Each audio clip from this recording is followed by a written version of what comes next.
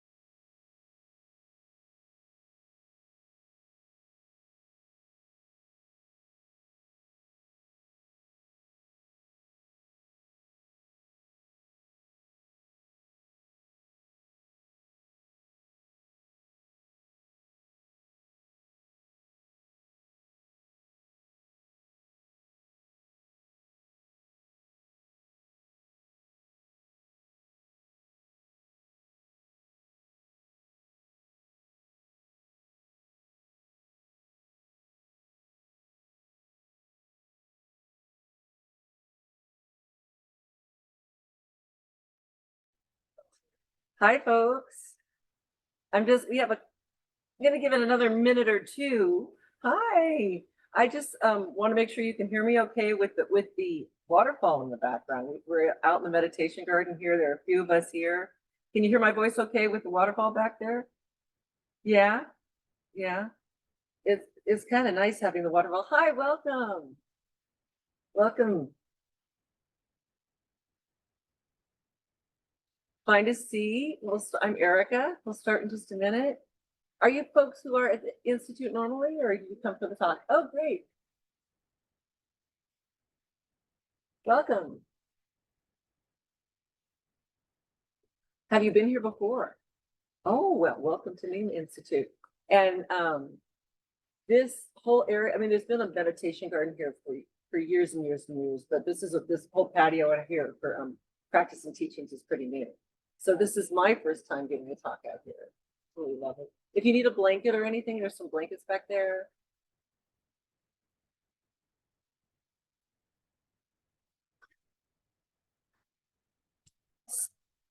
All right. So I'm gonna give it like another minute. Thank you so much. We have an online audience and an in-person audience. That makes me very happy.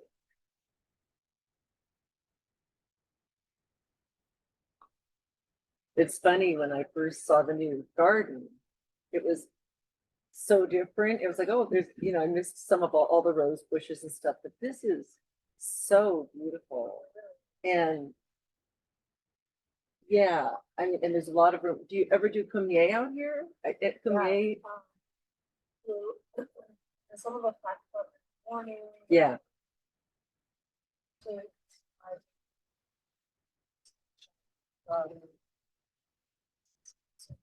Wow, lovely. And for those of you, I was just asking some questions of Paz, who here at the Institute, and she was talking about how lovely it is to do morning practice out on the patio and see the sun come up. Great. So we'll wait for the 6 o'clock bells to stop to the Campanile.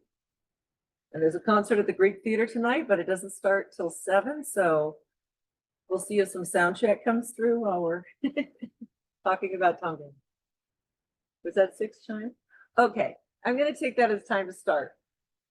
Welcome everybody to Nyingma Institute Dharma Talk. I'm Erika Rosenberg, and I've been connected to I first started coming to Nyingma Institute in 1989 when I was a graduate student at the University of California, San Francisco. I drove across the Bay Bridge to do meditation, kumye, and then sutra classes and all these wonderful things at the Institute. And then about 15 years after that, I started teaching here pretty regularly. And so I've been involved here for many, many years. And so there's that connection as an former student and instructor here at the Nyingma Institute. And I've also been doing a lot of work in a lot of other settings with compassion meditation, the cultivation of compassion. And I'm also a scientist who studies emotion and has done some research on meditation as well. So I say all that because we'll see, because sometimes I bring all kinds of things into my talk. Science might show up. You never know. But so welcome. I'm really happy to have you all here. And the folks online, you can hear me okay? It's all good. And I'm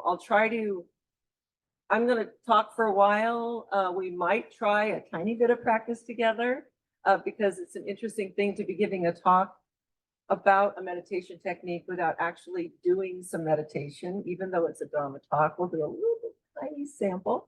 And then there'll be some time for discussion. And so when we get to that point, I want to make sure if anybody here asks a question, give the mic so that people online can hear, vice versa. We're really trying to make it so everybody can, be involved. So thank you all for showing up. All right, so just taking a moment for me, changing gears from kind of the administrative side to being present with all of you in this beautiful place.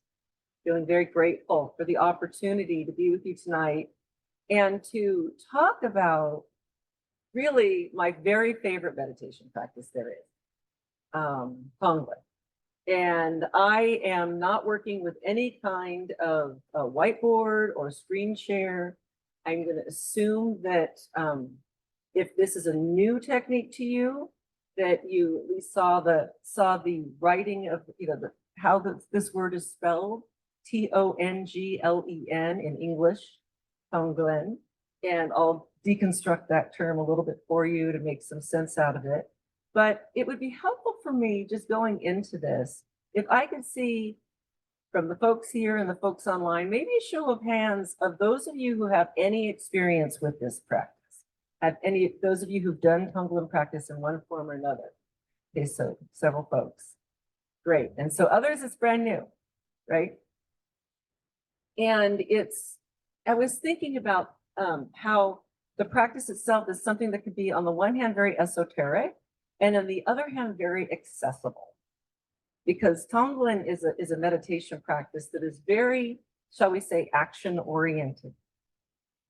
Because what you tap into and reinforce when you're doing this meditation is your sense of compassion and the extent to which you can be moved by the condition of others, of the world, and see suffering in it. And that taps into your heart, your caring for the world, your inherent capacity to care, and opens up something that's moved to do something about the suffering around you. And unlike a lot of other meditation practices, it stirs you up to move. It mobilizes you.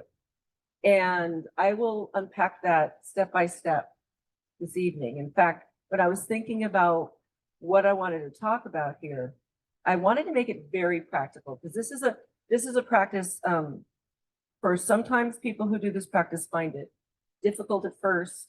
There's certain aspects of it that can be unapproachable, or because it requires you to really open up to suffering and feel how you're hit by it. And that takes some, willingness to be strong. And in the process of doing it, though, the more you do that, the stronger you get. So there is a real reinforcement of courage that happens with this practice. So I thought what would make sense for tonight, since I really wanted to be very practical, just kind of hit me yesterday when I was thinking about what I would say, is I want to break it down into the what, the why, the who, the where, when, and how of Tonglen. Okay? What, where, I didn't forget any of those, right? What, why, who, where, when, and how. I thought I had it down and I forgot when, so then I put when in. So this is, again, to make it very accessible. And so starting with the what is this? I've been talking about it, but not really explaining it. So let's start with the what of Tonglen. Let's take the word itself, the Tibetan word Tonglen. There's a couple ways it's been defined. It's two parts that really means, giving and taking, or sending and receiving, And that phrasing really underscores the transactional nature of this process, this meditation.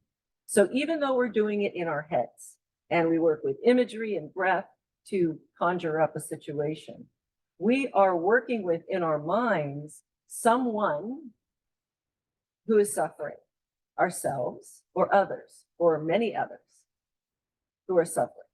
And with Tonglen, we bring ourselves, into feeling the suffering and feeling how we're hit by it, and realizing what we have, the goodness of our heart to offer to that situation, that person, or that situation. You actually can't bring this to just a difficult situation, and to take some of your goodness inside and your willingness and your caring about what's going on to try to lighten up the suffering, like you feeling hit by the suffering and offering out something that may be of benefit. May you be free.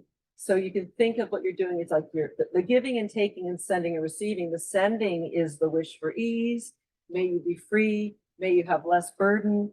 The receiving is receiving the significance of the suffering, feeling moved by it. So there is a kind of exchange that happens with, I say it's transactional, because in your mind, you're imagining a particular person or situation that's where they're suffering. And again, inclusive of you, and offering up something from your heart, this goodness we all have inside ourselves, and something maybe you've cultivated and made bigger, you're working on trying to be more generous, and sending that out to alleviate a burden. And it's an iterative process. I'll break that down a little bit more.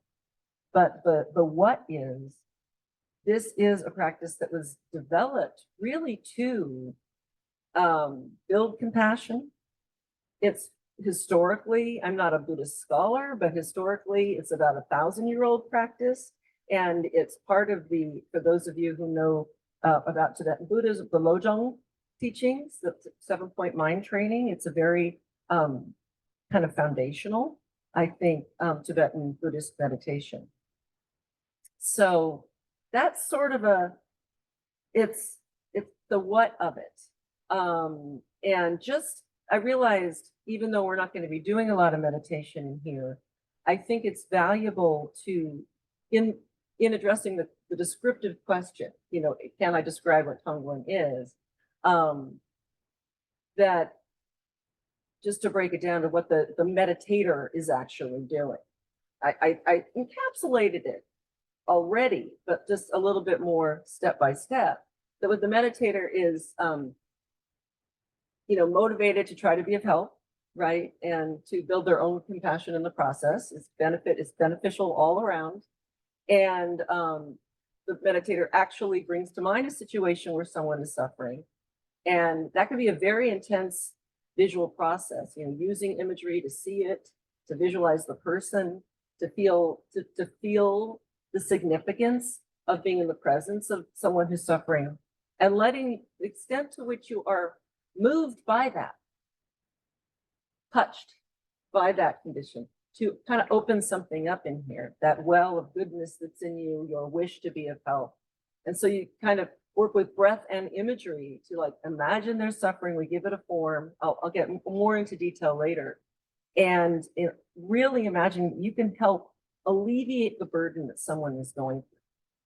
And I'm talking about an external other person, but I'm happy to later break down how we work with this for ourselves, because I think it's very important to know how to do this practice for your own suffering.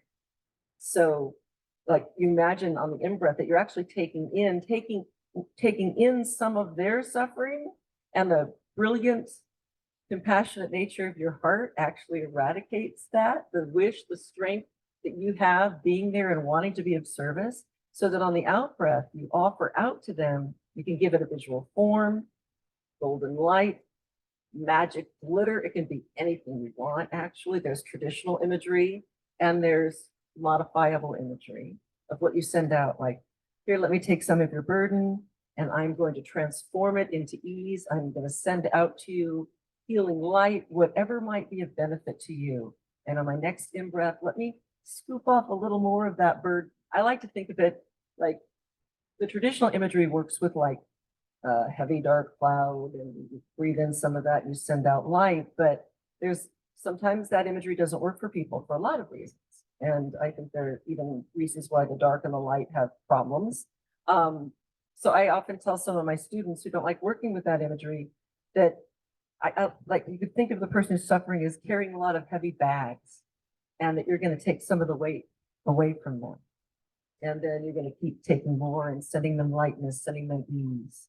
And one of the reasons people often get into trouble, some of the obstacles people sometimes hit with this practice, is this feeling like, I have enough suffering in my life. Why should I take on someone else's, right? And that's a mistaken understanding of what happens here. It is not that you're taking in someone else's suffering and you're like placing it right here.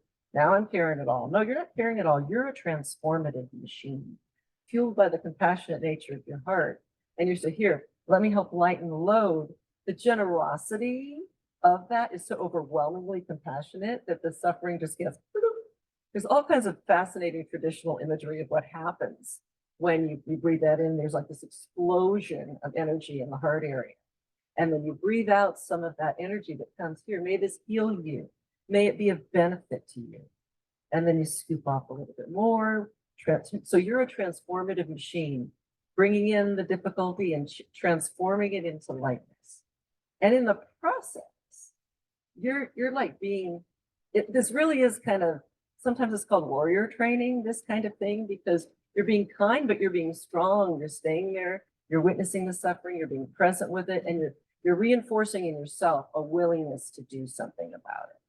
So that's kind of a what explanation, a real quick what of what Tonglen is. But I think it's really important to get into the why. Why do we do this?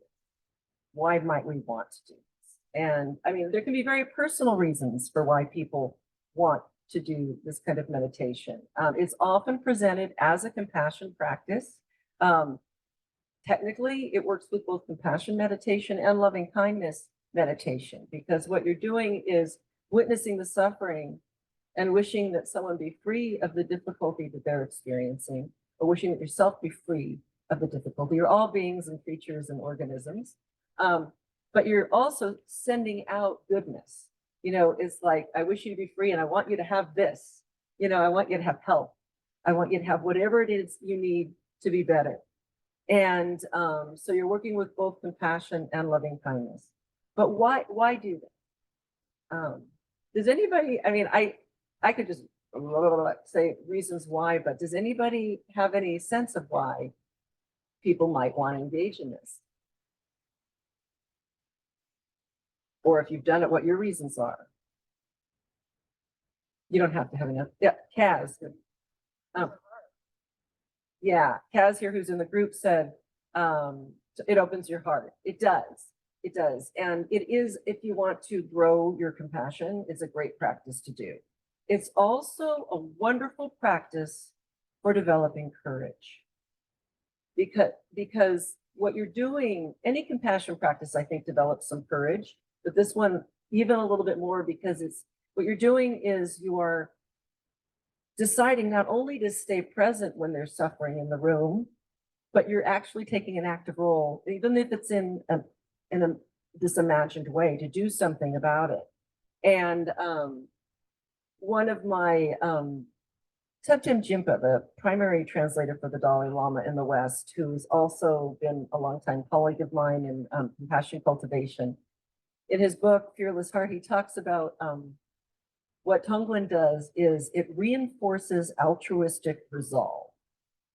And I think that's a great way of looking at it. That's a lot of syllables for basically saying you're practicing helping. Practicing helping. So what is that? You know, so I said Tonglen's an active meditation because on the one hand, just doing it does stir a lot up inside. So it's active that way. But it's like, you think about what you're doing. You are imagining difficulty that someone might be going through. You are being brave and staying with it. You are conjuring up in your heart, I want to help relieve their suffering. I want them to feel ease. And so here, let me help you. And I'm sending out something that'll be, you know, let me help you, let me ease your burden, and let me give you what you need, right? So you're giving something back. And so that is a rehearsal of a helping act. And this is where the science comes in. Now I'm going to put the scientist hat on. Right. We know that when we rehearse things in our mind, it reinforces the neural connections behind that action. So you might be rehearsing, let's say you're trying to memorize something. You might rehearse some lines. Let's say you're looking at a script and you want to memorize some lines. Or like, let's say you have a yoga move or a dance move you're trying to learn. And you might go through the movements in your mind. We actually know from neuroscience that when you imagine those movements, it actually reinforces the circuitry behind actually doing those movements. And there's a number of, you know, explanations for this. One of everybody's favorite are mirror neurons, you know, that we get involved in with mimicry.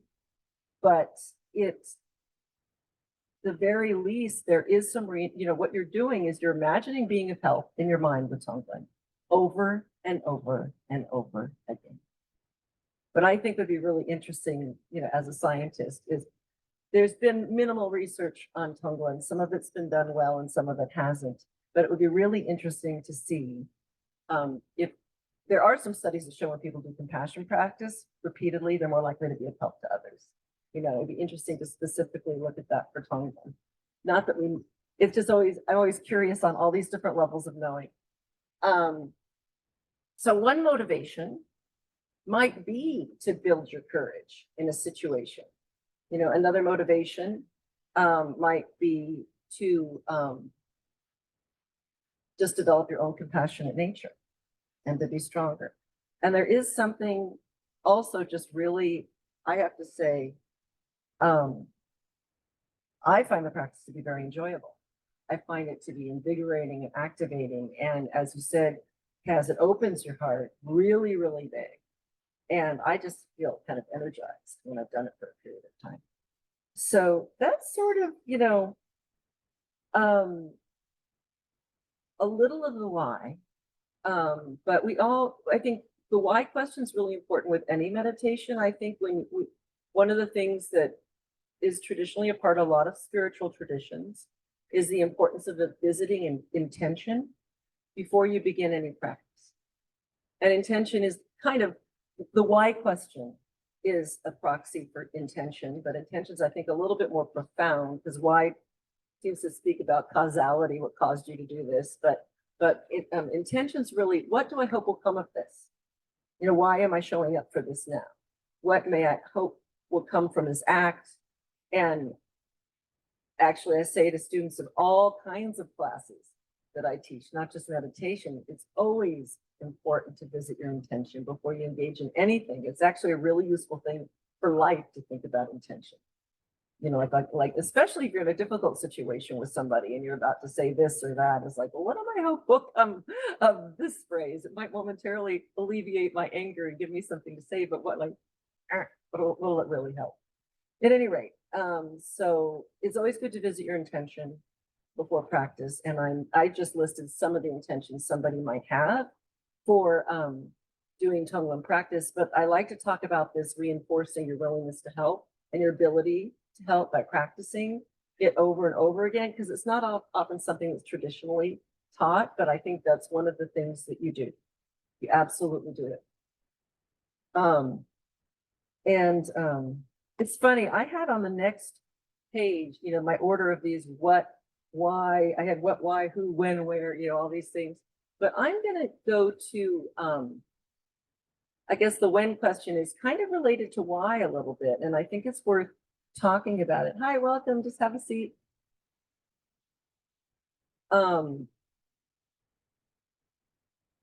When might you practice this?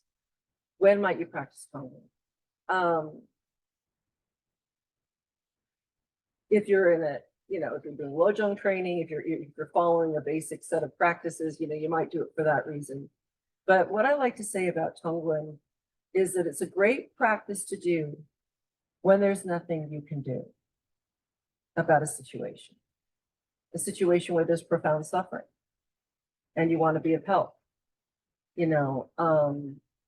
And I like to share two stories that are very personal to me, but are good examples of when this practice can be very beneficial to you when there's nothing you can do. Like, you know, like if there's a world tragedy and there's nothing, you know, you can make a donation or whatever, but what can you do? Or if you're with a situation where there's someone in your life who's, you know, got a terminal illness and you're spending a lot of time with them, you can't fix their situation, but what can you do? So I'd like to talk about two really different situations in which I brought this practice to my life and it's been transformative. One is very mundane sound. It's a work situation. I was a young professor at a conference, and at the time of this conference, I was in a symposium where there's a gentleman as part of a panel up in front in this big lecture hall, basically tearing apart the research of my mentor. And he knew I was in the crowd, and I was just sitting there seething, right? Really angry. And I wanted to rebut everything he was saying, but it was not appropriate for me to say anything yet because he was giving his presentation and then there'd be discussion time. So I could either for the next half hour sit there like on fire, thinking of all the witty things I could say, or I remembered my teacher. At this point, I'd already been practicing for about 10 years. And so I had some meditation under my belt. And I remembered that when you're really angry, it's good to practice compassion or loving kindness for the source of anger, because that'll settle you down. So I could just hear my teacher, actually, Sylvia Gretchen, the former dean of Nyingma student, has been my teacher for many years. And I heard her in my ear say, oh, do Tonglen for him. So I did. I mean, and obviously I was in a lecture hall, not on a meditation cushion, but I couldn't say anything. So I just in my head just started doing this, you know, taking on his suffering, transforming it into ease. I did this for about a half an hour. And then that was done and it was time for discussion. And what happened in that, and I could still, you know, I'll talk a little bit before we go today about how to kind of do it on the go in daily life, but it was so transformative for me, okay? Did I think that I was actually changing him in that moment? I mean, I don't know. I didn't really think that I was, but it totally transformed me from someone who was angry and defensive to feeling open and expansive and kind, right? But what's great about it is, so I'm doing this compassion practice for someone who might be seen as my, nemesis academically, which is just what you should do according to, for those of you who know about the Brahma Viharas, the four immeasurables, how there are, these boundless qualities of mind and heart that counteract certain, destructive states. And that the recipe is when there's anger, you send loving kindness, when there's cruelty, compassion. So I was like throwing all this water on my anger. And so it was good for me. But did that mean then when he was done talking, that I then just caved and sat and, no, actually what it did was my mind was clear. I stayed, I heard everything he said, but instead of being a tight little wound up ball of anger, I was more expansive and I could make some points. I actually criticized some of the things he said, asked some questions, but instead of being defensive, which would have been really clear in my voice and all this stuff, I was thoughtful and strong, and we had a good intellectual discussion. Does that mean still that I agree with him? No, but I wasn't defensive, and that was hugely beneficial at the time. And so we had a good conversation, actually. And that's an example of how that kind of practice or any compassion practice really, will not make you weak. That's a misunderstanding that people have about practicing compassion, that it's soft and weak. No, it makes you strong. Because when the suffering and nastiness, what did I do? Did I run? Do you run? No, you have to stay present with it in order to do the practice. You have to, and I have to connect with something in him that I might not know that's causing this suffering, right? That's causing him to be so nasty, whatever it is, not judging, just doing. And so it makes you strong. It makes you strong. And in fact, Joan Halifax, the Zen teacher, she talks about how compassion practice generally, I love this metaphor, it gives you a strong back, soft front. So you're meaning, I've seen the suffering, I notice suffering, I'm not running, I'm staying. But I'm opening, I'm not tightening my shell, I'm opening. And I realize that that's another person too. And just like me, they're trying to get through life and I don't know what his story is. All right. So I prefaced this example with Tonglen being a good thing to do when there's nothing you could do. So that was like a professional work situation. There was nothing I could do at the time that was appropriate. I had to wait till he was done talking. On the other end of the spectrum, another situation which there's nothing you can do, or for me, was when my dad was dying of cancer, and I spent hours at his bedside. And he was suffering, and he had his hospice care, and he had he was home, he had good care, but he was in excruciating pain. And anybody who's gone through this knows that all you want to do is give them ease, make them feel better. And one of the biggest gifts you can do with a loved one in that situation is just be there, be present. And at the time, I was like, I knew we were on, if you've ever been through a family member or loved one going through death from cancer, and it's like the phrase death watch. You just don't know when it's going to happen. You spend a lot of time waiting and being, and it's hard for everybody in there, especially them, so I reached out to my teacher and I said, what should I do? I thought she'd tell me some, fancy Tibetan death ritual to do or whatever. She said, Tonglen. And so I was fortunate when my father was dying to be on maternity leave. My son was 6 months old. I was still nursing and I was off work, so I could spend hours at my father's bedside. And so I just listened to my teacher and I did it. And I just, breathing in my father's suffering, sending out the love. And because it was him, it was so easy for me. And for hours, I did it for hours a day. And it was really, talk about the cracking open of your heart. It was the boundaries between me. I felt like the room was breathing us. It was a very profound experience. Very different from sitting in the lecture hall at the conference, right? Very profound. Beautiful. And do I know if my dad, he was in and out of consciousness, did experience the effects of me trying to help alleviate his suffering and send out ease? And did he Was there a magical transfer? I don't know. I do know that what he experienced was me being at his bedside. I was just planted there with this open heart and my little baby and all these things. And it totally transformed me at the time. And it made it so much easier to be present there and to feel like I was doing something good. And it also made his death, which was like 6 or 7 days later, easier, if you can put it that way, for my experience of it, because it was all part of this really expansive practice. So those are two situations where there was nothing I could do, but I could do that, and one of the questions that I get a lot comes up, and I'm sure for anybody who teaches this technique, is, does it work? Does Tonglen work? If you practice it, what does work mean? How do you define work? Well, will it change the person you're practicing for? It depends on the situation.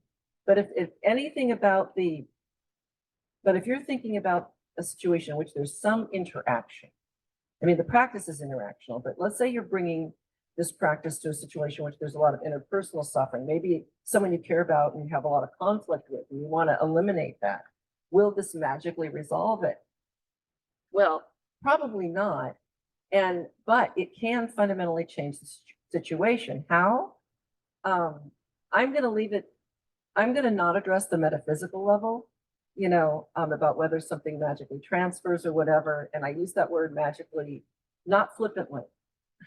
I do feel that there's a little magic in this, but you can leave the magic aside and just look at it in terms of social psychology.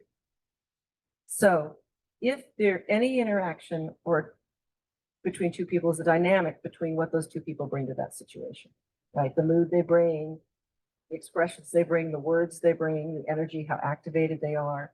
And if you're in a situation that's like this with somebody, and suddenly, whether you're doing it on the spot or you're working with them, and ideally, if you're working with this person with whom you've had conflict in your practice regularly, you are suddenly going to start bringing something different to how you interact with them, because you've been practicing with helping them. You've been practicing with opening to whatever is difficult for them, even if you don't know what it is. You don't have to know what it is, right? And that you want to make it easier and lighter. So suddenly, instead of two people in the dynamic like this, you're now coming at it a little differently. So eventually they might still start doing this, out of habit, they may continue doing this, but they're suddenly not going against this anymore. They're going against something softer. And I like to think of it more like a keto, right? Less like combat, more like this dance.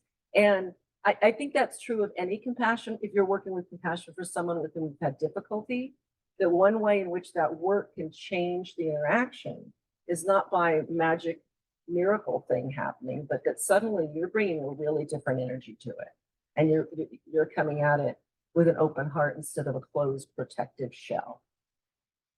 So this is like a comment on when might you do this. You might just do it as part of your practice. You might do it on the cushion, or you might do it in the moment, or both. But if there is some kind of situation, whether it's a personal relationship, a work situation, a world situation, a frustrating situation in which there's suffering, that you want to change, you want to change your way of how you orient toward it, work with it in a practice like this, where you bring it to mind, and you think about, what I like about this practice is you don't have to know exactly what's wrong. You don't have to know the exact source of the suffering. Sometimes you might, but other times you might not. And you just know they're suffering here. And it could be an individual, but I think I mentioned it could be a situation too, like a situation you have with someone else. And you could just bring up, oh, here's this nasty ball of energy. That's the suffering that we have around this. And I want to find release. We all want to find release. And that's something that you really can connect with a practice like this, is even if you're dealing with someone with whom you have like great opposition, very different views, that maybe you can't, I don't understand them at all. I don't know where they're coming from, whatever. you can tap into something that's shared, that you're both trying to get through life. There's a common humanity in that we're both here just trying to get through each day. Might have really different stories, different personalities, different priorities, but we can, just like me, they're trying to get through life every day and not have too much difficulty, have some joy and not too much pain. So you can connect to that, and I want to be free of pain, and so do you. May you be free. Here, let me offer up some of my goodness, and maybe it can help, and let me alleviate some of that burden. And maybe a benefit to you, maybe a benefit to all of us. May it ultimately be a benefit to all beings on this planet, on all planets. And you can, really extend that infinitely. So, I need a little sip of water for a minute.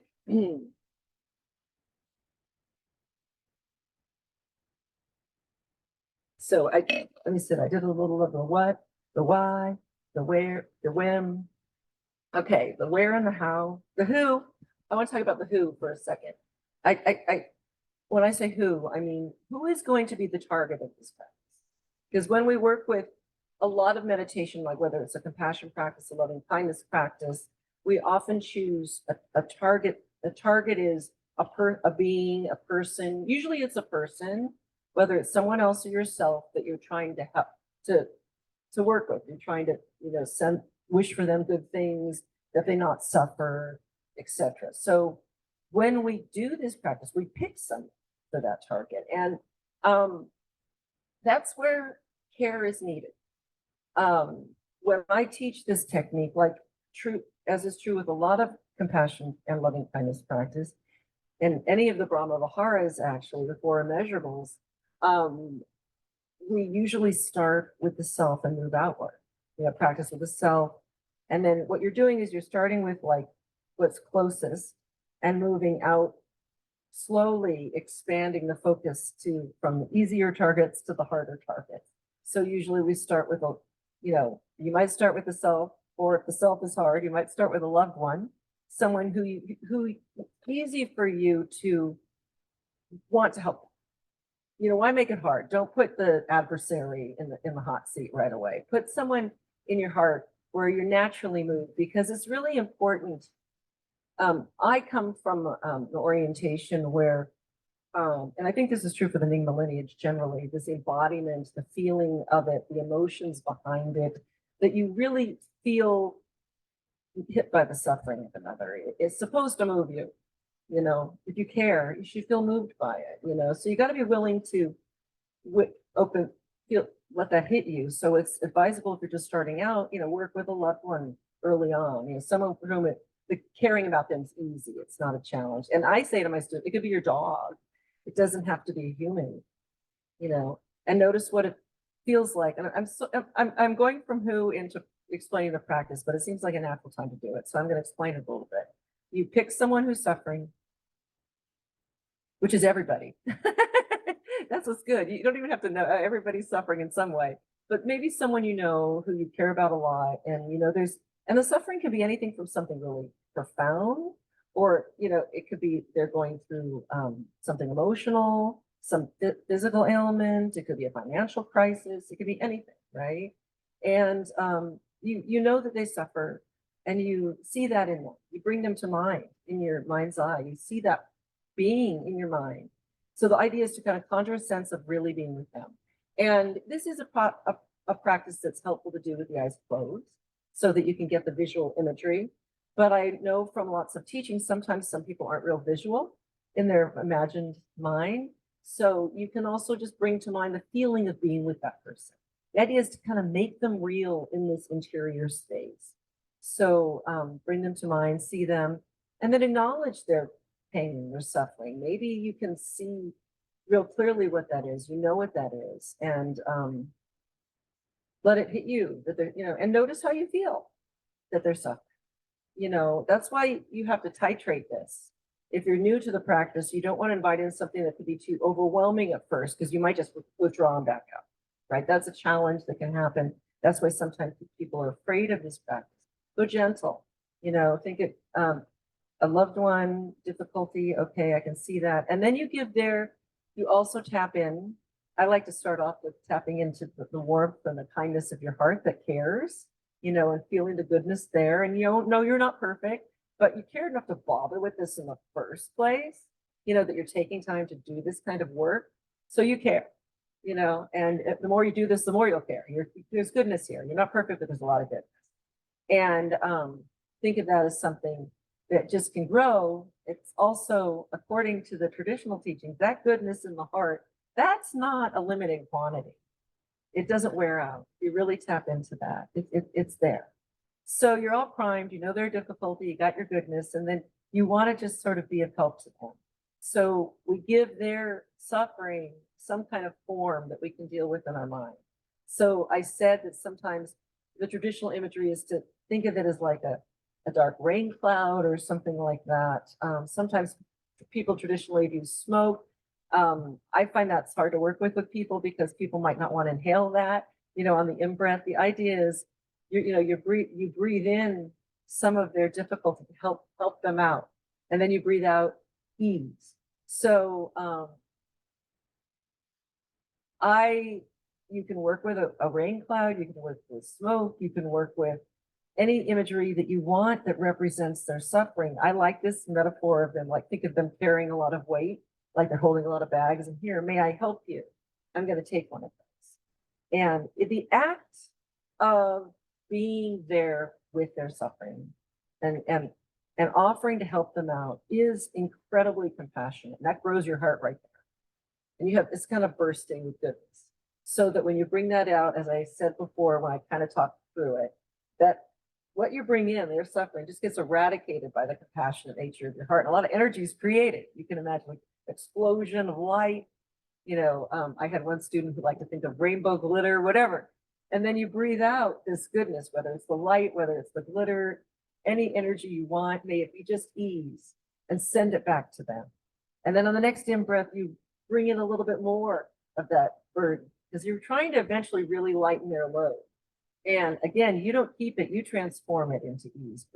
Breathe in the difficulty, breathe out ease, and you are this transformative machine, lightening and lightening and lightening that for them and for you, technically, because it has this light, it benefits all who are there.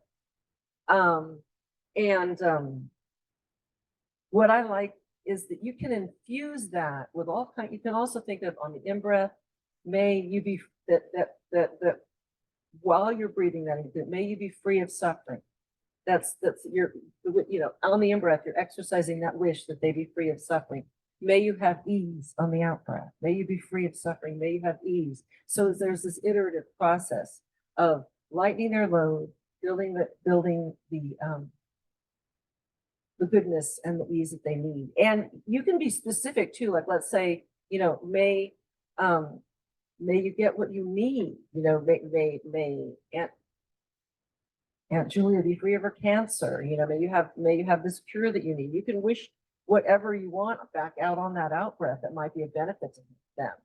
I like the one where if it's non-specific, where it may whatever you need come to you. It's like so that I think is very valuable, even though it's not always traditional to infuse that out breath with wishes, but just to think about what you're offering them, what you're taking in. I wish that you be free. Here's some goodness for you.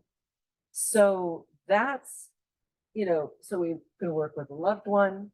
If you're starting this practice, doing that with a loved one and then kind of expanding out, sometimes, when we do it for ourselves, even though that's usually considered the first step of target, self, loved one, someone we don't know, someone with whom we have challenged, and all beings. That's sort of how these typically go. Some people have difficulty working with the self. That's why I sometimes encourage people to start with a loved one first, because that's easier. But how do you do this for yourself? It's an interesting question. You can be tap in again to the wish to be free of suffering that you have. And sometimes there might be something like, I was doing it for my hip the other day because I have this like arthritis in my right hip. If you have something like that, you can be very concrete. I can imagine this part of my body, I can see it and I'm sending the light or whatever to that. But maybe it's just your own emotional pain or something about your situation. And you can kind of like know, you can localize the suffering, you can give it a form, a certain place in your body, you know, or you can just feel your pain and take the goodness of your heart and send kindness to it metaphorically. Sometimes people like to put something out in front of them. There are a lot of different ways to work with it. And sometimes if you could be working with a loved one and just feel the energy that's developed from that practice, and then just say, and now I'm going to send a little of that same stuff to me, you know, and witnessing where I hurt, and breathing some of that into my heart and sending out some ease to that part of me that's in pain, you know, and what you're reinforcing is a sense of compassion and kindness to aspects of yourself that need it, you know, and that sometimes it's much easier for us to do this for others than it is for us to do this for ourselves, you know. But along with that comes the realization that's fundamental to any of these loving kindness, compassion, or any of these practices you do for yourself, is that you are just as worthy as anybody else of this. You're no less worthy. And just like that loved one or the stranger over there, whatever, you're suffering and you're trying to get through life. May I have some ease, you know? So you can work that with yourself. You can work it with, you know, so we usually do self, loved one, neutral person, right? Someone, you know, if you've done work at those earlier stages, the order does matter. I think it's useful to have worked with someone with whom it's easy before you bring in someone that's a little more challenging.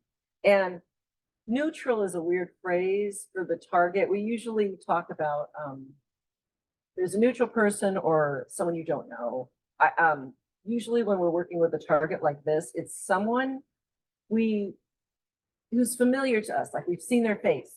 Maybe it's a neighbor who walks by and you never just said more than hi and nice day outside. You know, you don't know them. Or it's someone who works at the grocery store who you've seen, or someone who lives on your apartment building or something like that. And you don't know anything about them except for where they live or whatever, right? Or where they work. But you know that just like you, they're a human going through life and they're going through difficulty. I mean, there's nobody who has no difficulty in their life. And what's the value of doing this with someone you don't know? What, I mean, why would we do this? Why would we practice compassion or loving kindness? Or, you know, Tonglen is a practice that uses both. Why would we do this for someone we don't know? Anybody? It helps build connection. It helps us see what we share with all others, and that there is this sense of common humanity among us, right? And it's a really interesting challenge because there's no history, right? You don't want to, this isn't somebody who you think you might not like. That's not neutral, you know? And what it does is it takes someone from this otherness, they might seem two-dimensional to you, and it turns them into a three-dimensional, flawed and beautiful human being.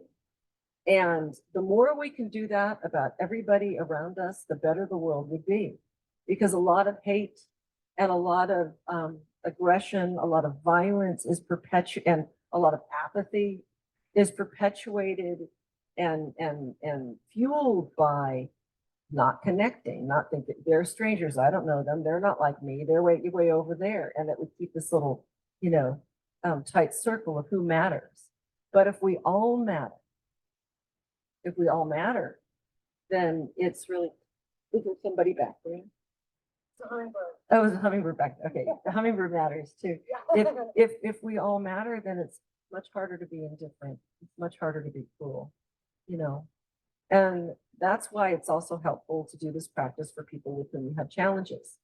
Often when we talk about these different targets, people often call this, you know, there's the neutral person and then the difficult person. And I don't like using the phrase difficult person because that immediately puts them in a bag as if they're going to keep being difficult and I'm never going to get through to them or whatever.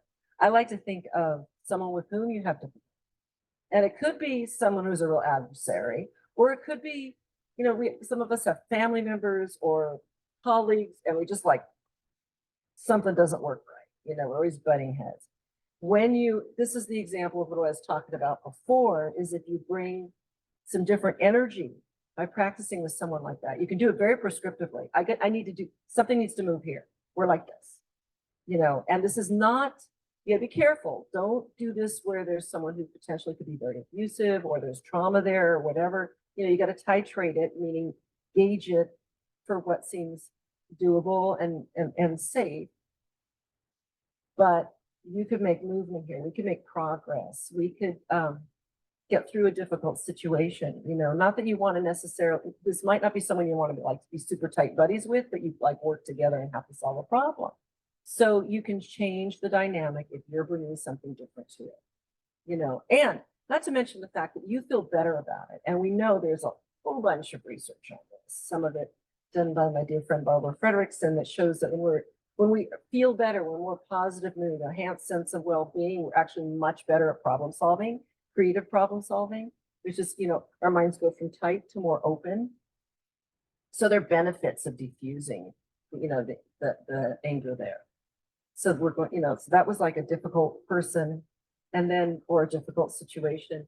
And then all beings, ultimately all beings. And I describe this in a linear way, but whenever you're doing this, there's always this element of it being for all. Okay, I wanted to do a little bit, I wanted to guide you through just very simple version that you can take with you. And because usually this takes more instruction, although I know I've given a lot of instruction in this little talk. And so I'm going to give you something simple that's almost like a pre-Tonglen exercise.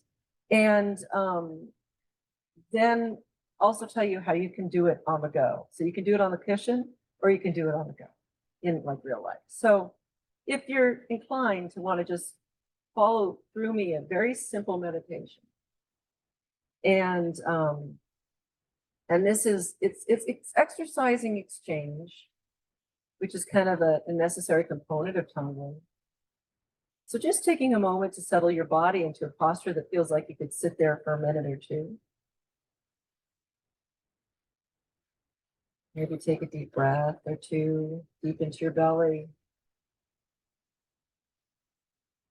Open up when you do that, oxygenating the heart. And if you think of the flame of your goodness in your heart, when you bring it in that oxygen, you're fueling that flame. And then the out breath just being a gentle release. So maybe after a couple cleansing breaths to kind of open up the space inside, settle the body,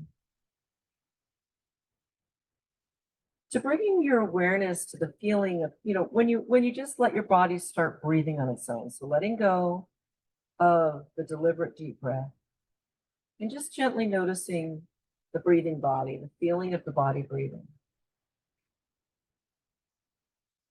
And maybe you're noticing just the rising and falling of your belly, the rhythm there, how active breathing is.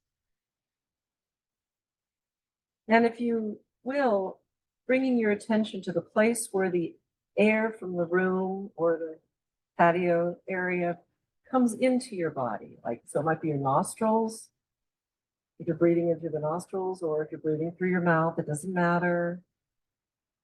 Notice what it feels like when the air comes in.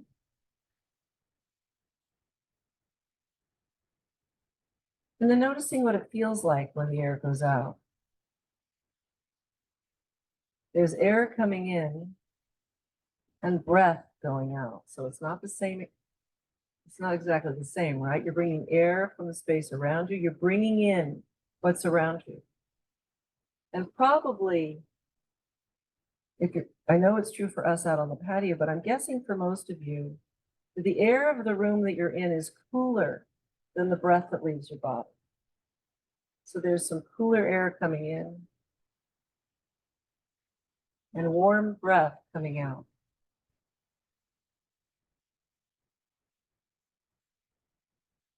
Cool air in, warm breath out.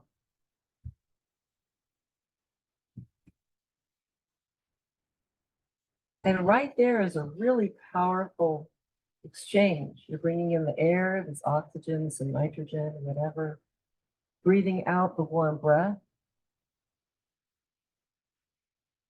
And that breath is warmer because it's been air that's been touched, it's gone by your body. And in some sense, quite literally, that warm breath leaving your body has been warmed by your heart, your circulatory system. So you can think of the in-breath as you're taking in something about the world around you, and you're sending out a warm gift of your heart.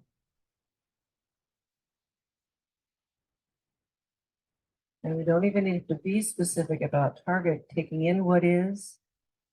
Whatever is filled with all kinds of stuff, right? Taking in what is and sending out a warm gift of your heart.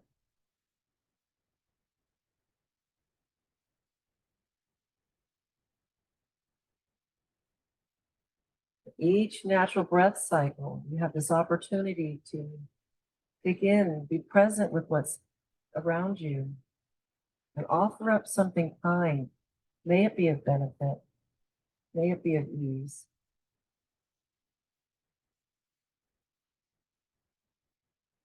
Cool air in, warm breath out.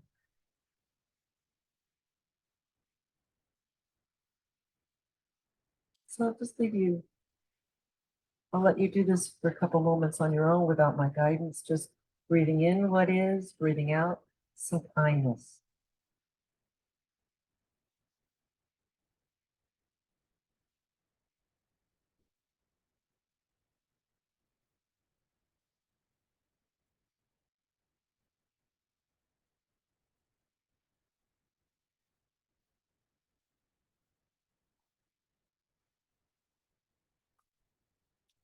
And breathe in what is, may all beings be free of suffering. And breathe out, may they find ease and peace and joy.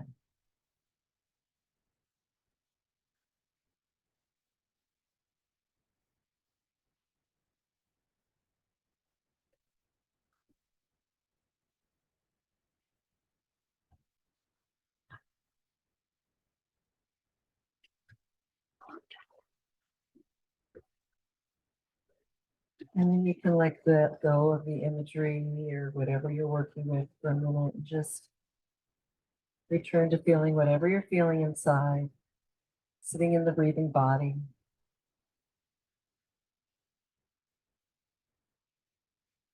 And this is a practice you can take into every day. And walking around you, you can just be walking down the street and just saying, breathe in what is, breathe out kindness, sending out a little good stuff. Let it land willy-nilly wherever it may, because it couldn't hurt, and it just might have.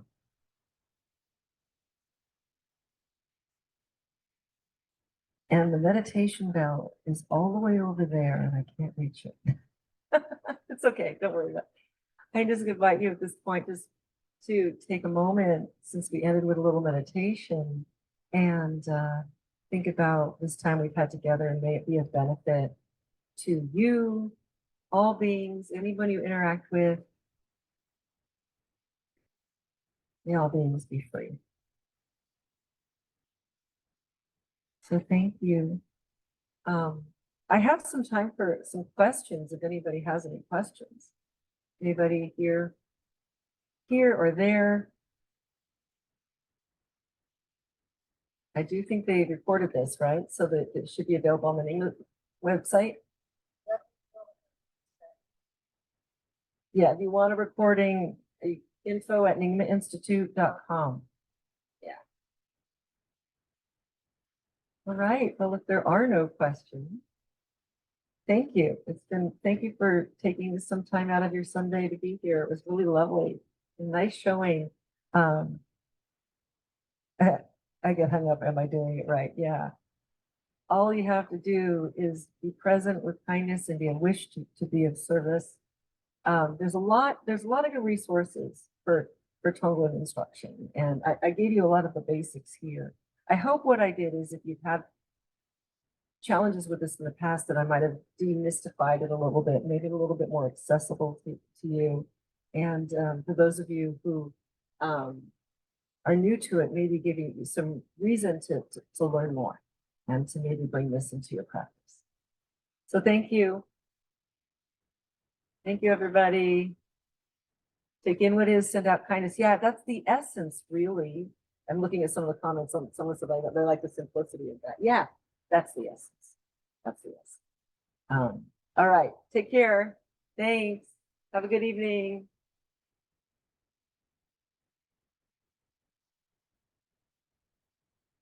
Thank you.